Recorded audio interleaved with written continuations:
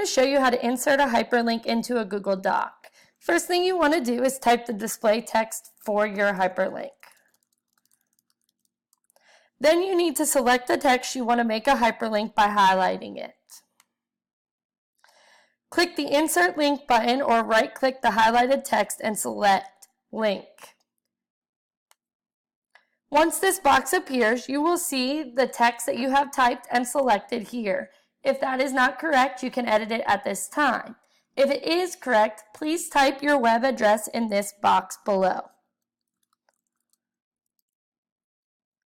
Your web address will show up underneath. Select the correct one and simply press Apply. Now you have a hyperlink attached to the text selected. If at any time you would like to edit the hyperlink, you may click this button here. If you would like to remove the hyperlink, you click this button here.